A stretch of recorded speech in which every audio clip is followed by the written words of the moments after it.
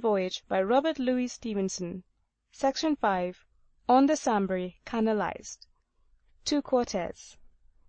About 3 in the afternoon, the whole establishment of the Grand Cerf accompanied us to the water's edge. The man of the omnibus was there with haggard eyes. Poor caged bird! Do I not remember the time when I myself haunted the station to watch train after train carry its complement of free men into the night, and read the names of distant places on the time bills with indescribable longings? We were not clear of the fortifications before the rain began. The wind was contrary, and blew in furious gusts. Nor were the aspects of nature any more clement than the doings of the sky. For we passed through a stretch of blighted country, sparsely covered with brush, but handsomely enough diversified with factory chimneys. We landed in a soiled meadow among some pollards, and there smoked a pipe in a flaw of fair weather. But the wind blew so hard we could get little else to smoke. There were no natural objects in the neighborhood, but some sordid workshops. A group of children, headed by a tall girl, stood and watched us from a little distance all the time we stayed. I heartily wondered what they thought of us. At Hautmont the lock was almost impassable, the landing place being steep and high, and the launch at a long distance. Near a dozen grimy workmen lent us a hand. They refused any reward, and, what is much better, refused it handsomely, without conveying any sense of insult. "It is a way we have in our countryside," said they, "and a very becoming way it is. In Scotland, where also you will get services for nothing, the good people reject your money as if you had been trying to corrupt a voter. When people take the trouble to do dignified acts, it is worth while to take a little more, and allow the dignity to be common to all concerned. But in our brave Saxon countries, where we plod 60 years and 10 in the mud, and the wind keeps singing in our ears from birth to burial, we do our good and bad with a high hand, and almost offensively, and even make our arms a witness-bearing and an act of war against the wrong. After Hautmont the sun came forth again, and the wind went down, and the little paddling took us beyond the ironworks and through a delectable land. The river wound among low hills, so that sometimes the sun was at our backs, and sometimes it stood right ahead, and the river before us was one sheet of intolerable glory.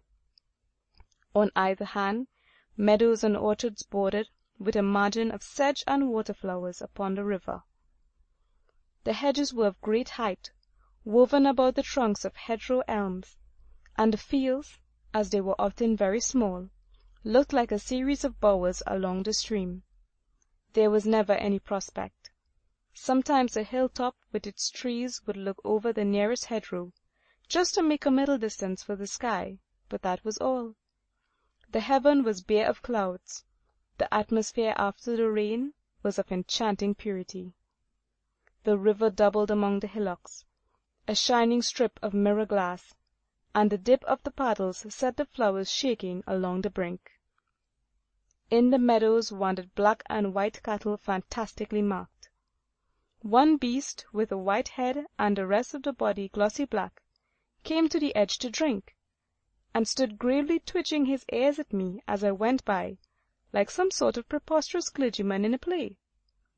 A moment after I heard a loud plunge, and, turning my head, saw the clergyman struggling to shore. The bank had given way under his feet. Besides the cattle we saw no living things except a few birds and a great many fishermen.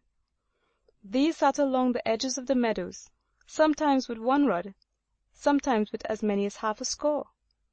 They seemed stupefied with contentment, and, when we induced them to exchange a few words with us about the weather, their voices sounded quiet and far away. There was a strange diversity of opinion among them as to the kind of fish for which they set their lures, although they were all agreed in this, that the river was abundantly supplied. Where it was plain that no 2 of them had ever caught the same kind of fish, we could not help suspecting that perhaps not any one of them had ever caught a fish at all. I hope, since the afternoon was so lovely, that they were one and all rewarded, and that the silver booty went home in every basket for the pot. Some of my friends would cry shame on me for this, but I prefer a man, were he only an angler, to the bravest pair of gills in all God's waters. I do not affect fishes unless when cooked in sauce, whereas an angler is an important piece of river scenery, and hence deserves some recognition among canoeists. He can always tell you where you are after a mild fashion, and his quiet presence serves to accentuate the solitude and stillness, and remind you of the glittering citizens below your boat. The Sambre turned so industriously to and fro among his little hills that it was past 6 before we drew near the lock at Cortez. There were some children on the towpath, with whom the cigarette fell into a chaffing talk as they ran along beside us. It was in vain that I warned him. In vain I told him, in English, that the boys were the most dangerous creatures, and if once you began with them, it was safe to end in a shower of stones. For my own part, whenever anything was addressed to me, I smiled gently and shook my head as though I were an inoffensive person inadequately acquainted with French. For indeed I have had such experience at home, that I would sooner meet many wild animals than a troop of healthy urchins. But I was doing injustice to these peaceable young Hainaulters. When the cigarette went off to make inquiries, I got out upon the bank to smoke a pipe and superintend the boats, and became at once the centre of much amiable curiosity. The children had been joined by this time by a young woman and a mild lad who had lost an arm, and this gave me more security. When I let slip my first word or so in French, a little girl nodded her head with a comical grown-up air. "Ah, you see," she said, "he understands well enough now. He was just making believe." And the little group laughed together very good-naturedly. They were much impressed when they heard we came from England, and the little girl proffered the information that England was an island and a far away from here, bien loin d'ici. "Ah, you may say that, a far away from here," said the lad with one arm. I was as nearly homesick as I ever was in my life. They seemed to make it such an incalculable distance to the place where I first saw the day. They admired the canoes very much, and I observed one piece of delicacy in these children which is worthy of record. They had been deafening us for the last 100 yards with petitions for a sail. Aye, and they deafened us to the same tune next morning when we came to start. But then, when the canoes were lying empty, there was no word of any such petition. Delicacy, or perhaps a bit of fear for the water in so crank a vessel. I hate cynicism a great deal worse than I do the devil, unless perhaps the two were the same thing. And yet 'tis a good tonic, the cold tub and bath towel of the sentiments, and positively necessary to life in cases of advanced sensibility. From the boats they turned to my costume. They could not make enough of my red sash, and my knife filled them with awe. "They make them like that in England," said the boy with one arm. I was glad he did not know how badly we make them in England nowadays. "They are for people who go away to sea," he added, "and to defend one's life against great fish." I felt I was becoming more and more romantic figure to the little group at every word. And so I suppose I was. Even my pipe, although it was an ordinary French clay, pretty well trousered, as they call it, would have a rarity in their eyes, as a thing coming from so far away. And if my feathers were not very fine in themselves, they were all from overseas. One thing in my outfit, however, tickled them out of all politeness, and that was the bemired condition of my canvas shoes.